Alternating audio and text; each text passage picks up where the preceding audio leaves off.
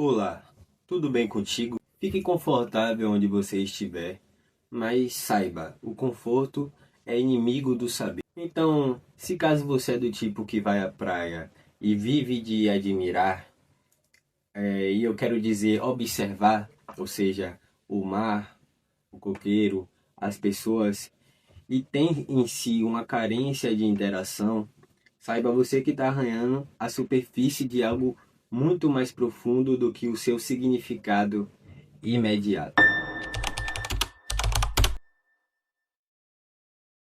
Prazer, meu nome é Matheus e hoje vamos conversar aqui, vamos dissecar ou refletir sobre o significado de símbolos, o que seria símbolos, o conceito de símbolos e a função dos sonhos, né? De que forma o sonho tem importância na nossa vida, por que que ele causa muitas perguntas e dúvidas ao longo da história. Basicamente, eu vou trazer o conceito, não de forma técnica, mas sim vamos conversar. Tudo que hoje existe e podemos ver de forma mais lúcida também existia no início dos tempos, nos primeiros povos. O que aqui temos que ter em mente? E o objetivo é mesmo conversar e refletir sobre. Era considerado civilizado o povo ou a tribo que desenvolvia certas capacidades organizacionais e individuais, ou seja, aquele senso de organização, senso de que você faz parte de algo, né? De uma civilização, de uma sociedade, de tribo, de que existe pessoas à sua volta,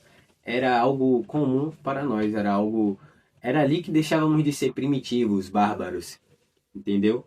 Quase como se fosse uma empatia, como o trabalho nas plantações, criações de animais, como um meio organizacional, pois havia de plantar na hora certa para ter comida ou alimento para todo mundo.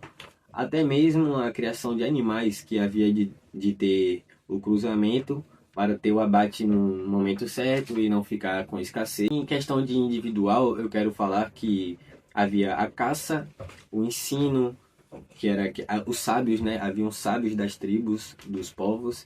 Havia a caça, que eram os homens mais fortes da tribo, normalmente. E as mulheres ficavam responsáveis pela formação do homem em si, né? Da criança. A criança, ela era forjada pela família. Ele tinha uma inspiração, que eram os caçadores e tudo mais. Só que além disso tudo, que é a parte legal, a parte fantasiosa, fantástica da história do começo das civilizações, além disso, temos a escrita, que é a mais importante das coisas aqui, né? Porque é um meio de comunicação simbólico. Eles não começaram exatamente com um conjunto de palavras. Não havia necessidade de um alfabeto, mas a necessidade de eternizar a história, lembrança, tradição, ou mesmo o conhecimento que eles adquiriam ao decorrer das famílias, já que era tudo de forma oral, né? E aí depois passou a existir o que hoje é chamado de símbolo. Vale notar que símbolo implica em algo além do seu primeiro conceito, do seu primeiro significado. Vale notar também que isso existe desde o começo, desde o princípio dos povos. Ainda assim, o que é símbolo? O que seria símbolo? Para responder essa pergunta, eu vou convocar o homem, como diria aqui na Bahia, Carl Jung.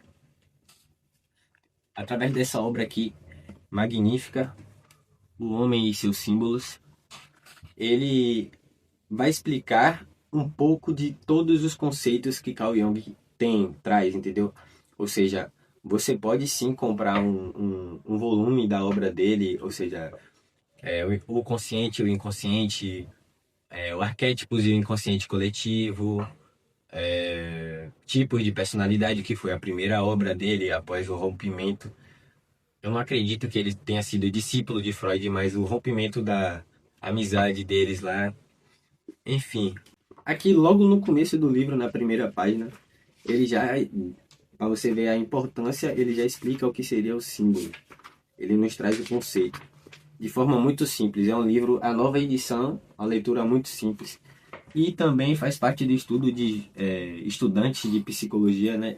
Principalmente na área da psicanálise. O que chamamos de símbolo é um termo, um nome ou mesmo uma imagem que nos pode ser familiar na vida cotidiana, embora possua conotações especiais além do seu significado imediato. Implica em alguma coisa vaga, algo desconhecido ou oculto para nós. Então o símbolo ele vai implicar que nós não temos 100% do entendimento do que estamos vendo.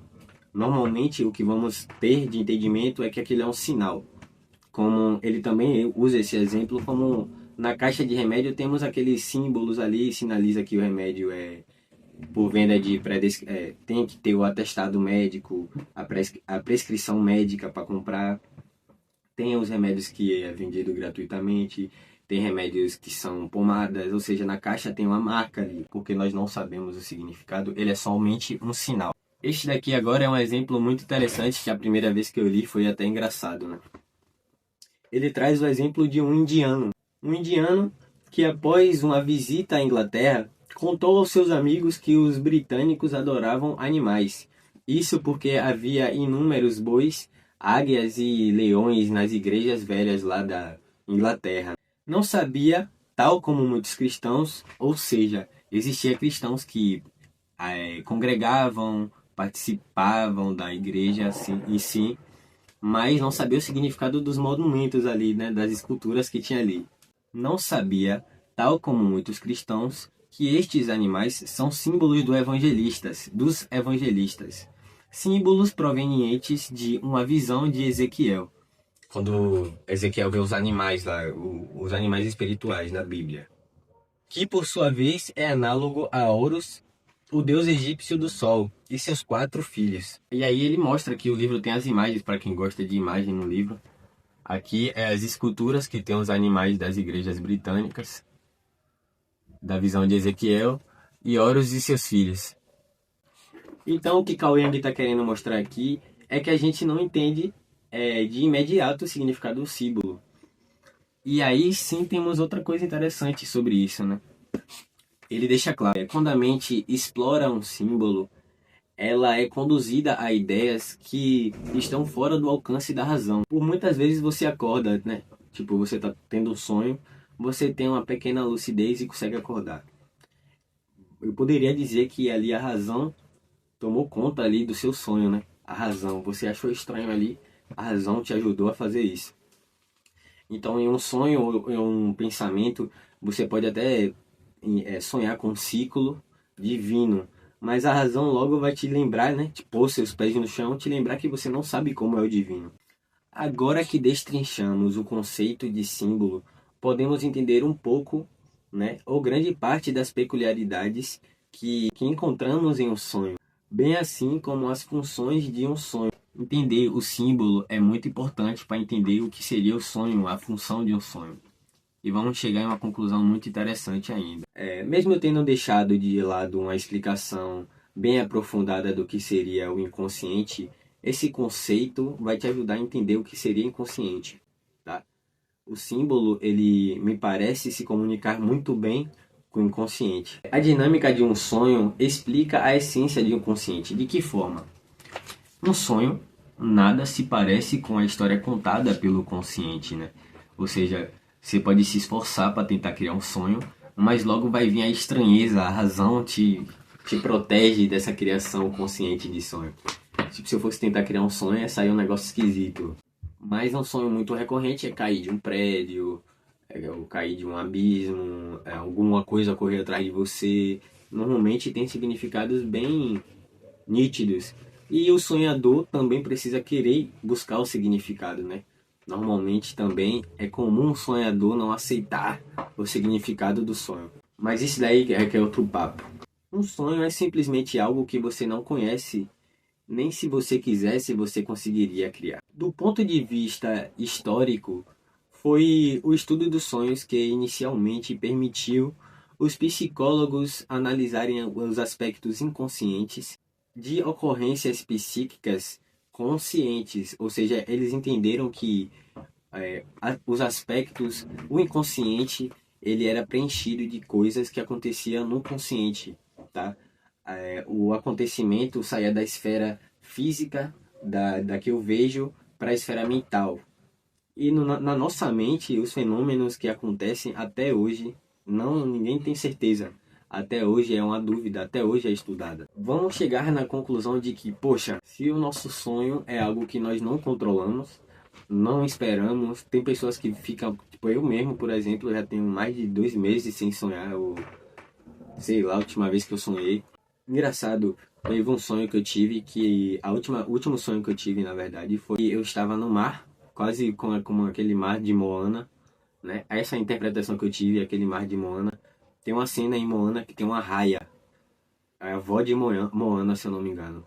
E aí eu tava sonhando que tava nesse mar cristalino, pai, e eu tava segurando uma raia, velho, igualzinha. E a raia saía da minha mão e falava pra eu não me preocupar. E fugiu. E aí o que é que acontece? Um dia antes de eu ter esse sonho, eu tinha comprado uma calopsita. Eu tinha dois, aí comprei mais um.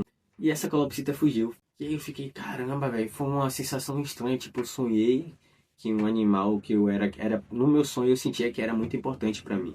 Eu sonhei e aconteceu na vida real. Mas enfim, da sincronicidade de Carl Jung, que é outra coisa muito interessante também. Tem muito a ver com coincidência, esse tipo de coisa. Fugir do assunto. Então, do ponto de vista histórico, foi o sonho que permitiu, né, que a psicanálise se desenvolvesse dentro do campo da inconsciência. O sonho, mesmo se apresentando simbolicamente, é uma expressão ativa do nosso consciente, que busca passar uma mensagem. E então, os psicanalistas, pelo menos da era de Carl Jung, vão chegar a uma conclusão inegável, tá? O inconsciente existe e essa é a maldição do homem moderno. Por quê? Temos duas personalidades, entendeu?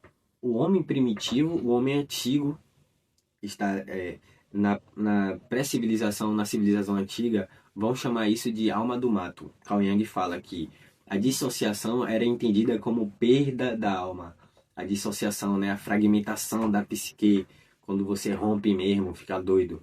Enfim, era entendida como perda da alma. E aí o determinado indivíduo da tribo dava lugar à alma do mato, a algum animal que ele tinha familiaridade, até mesmo a árvore que ele tinha familiaridade. No Avatar temos uma árvore lá que o pessoal tem familiaridade, tá entendendo? Ali era a alma do mato deles, eles defendiam. Então é como se existisse duas personalidades.